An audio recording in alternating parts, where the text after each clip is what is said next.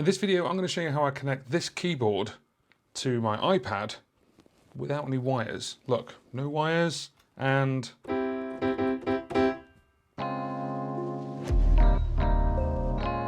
folks, it's JP here, welcome to the channel. If you've never been here before and you want to learn all about music tech and looping, then start now by clicking the subscribe button, hit that bell, and you won't miss anything. So the question is, how am I doing this? Well, very simply, it's a little device that's plugged into the back of my Arturia Keylab, which is called Widi-master. Widi-master is a virtual MIDI cable without computers, without cables, and with Bluetooth MIDI. It's built and designed by the company called CME, and the Widi-master is a Bluetooth 5 MIDI over Bluetooth low energy compliant device. Now this isn't one of those, they've sent it to me for free, therefore I must talk about it really nicely videos. I've bought this with my own money. I found it really interesting, so I've bought it.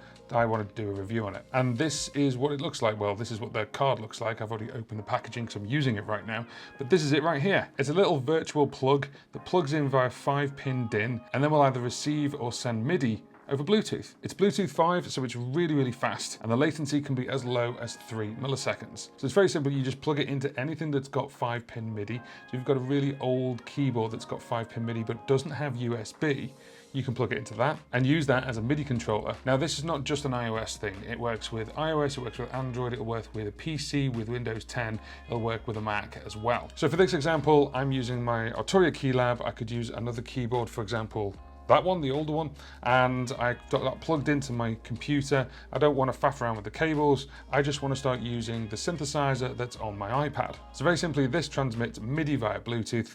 So I've already got the Ravenscroft 275 set up here. I've done a full review of this app. If you want to see that, I'll put it in the cards now so you can go and watch it. But all I need to do is, this is already on. There's a little blue light to say it's transmitting. So we plug this in, and what we need to do is we need to tell the iPad to receive it. So we're going to go over to Ravenscroft settings.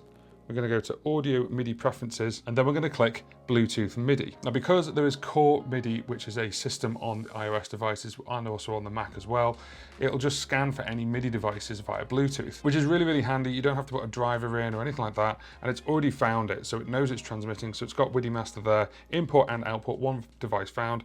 I just tap it, it's then connected, and then if I just tap out of there, you'll see now in the active MIDI inputs is Widi-master Bluetooth. We just turn that on, click close, and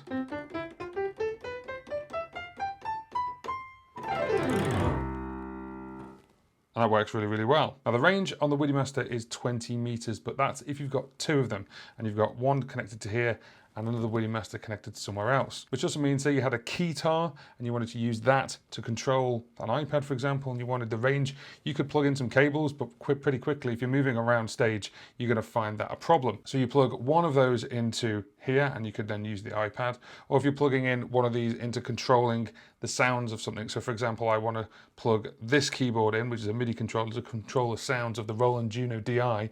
I'd plug another one in there at the end and it would just control it. Let's go to a different app, for example. So let's just get out of here and let's go to the Korg, which I've already had here. So the really weird part now is I've got two apps open.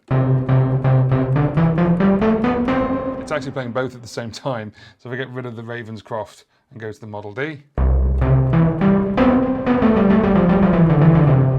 to make sure that's working properly, we can go up to the settings and you can see their MIDI, and we've got basically the input and the output is selected as the Widi-master. Let's close that down completely. Let's get a different synth, which is Synth 1 by AudioKit.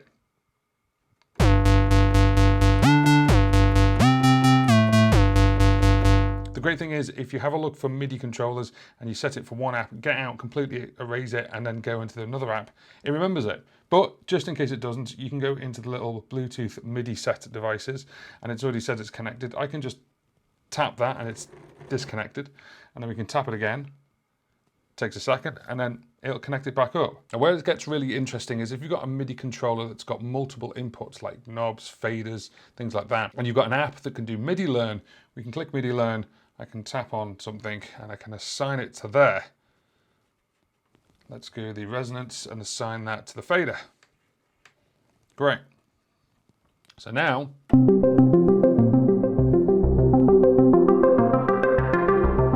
and this is all wireless, the only cabling that's going in, that's actually going into my Mac, and that is the sustain pedal. It's all transmitted from the Widi-master.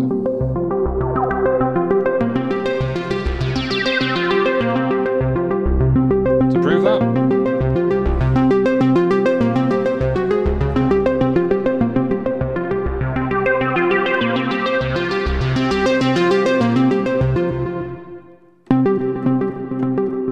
this is great. This solves a lot of different problems. For example, if I've got the Focusrite 2i2 plugged in, if it's the third generation, it's USB-C, it could go straight into here. Or mine is the second generation, so it's USB-A. So I need an adapter to plug that in the first place. Then I'd need another USB to plug in the keylab. Whilst the latency would be 0, because of course you're plugged directly in, it would drain the battery on the iPad. Also, it means you need more cables, and that can get really complicated. If you were going into another studio, you could just take your iPad and the Widi-master with you and then plug your iPad into their system and use their controller. Now, although the documentation says that the latency is 3 milliseconds, I have seen 1 to 2 little dropouts, but the dropouts have only ever happened in the first 10 to 15 seconds of when I'm connecting to a new device. I think I'm just a little bit too eager to start playing, and it's just making sure it's got a solid connection. You'll know it's got a solid connection because the bigger connector here is solid blue as opposed to flashing. When it's flashing, it's searching for something to use, but when it's solid blue, it means it's connected to a device. Now, let's say you haven't got an iPad, but you've got an Android device. This will work in exactly the same way. Maybe you've got an old iPhone or an iPod Touch with a synthesizer on it. This way you could expand upon it by releasing it by using a MIDI keyboard and that device. Or let's say you're using this on stage, you could use your MIDI controller on stage, and you could have your iPad or your Mac or your PC off stage or underneath, tucked away, where you don't need to be as hands-on. You don't have to worry about cables or dongles because the only thing that needs to send and receive MIDI is this, and then the other device would have Bluetooth built in. Also, this is Bluetooth 5, which is low latency, ultra low latency, so it's really low powered. It doesn't take up a lot of power at all if you were looking at running something portable. Now, it doesn't just stop at keyboards. The alternative is you could use it for pedal boards as well. I've got the Morningstar MC8, and that has normal MIDI control on it.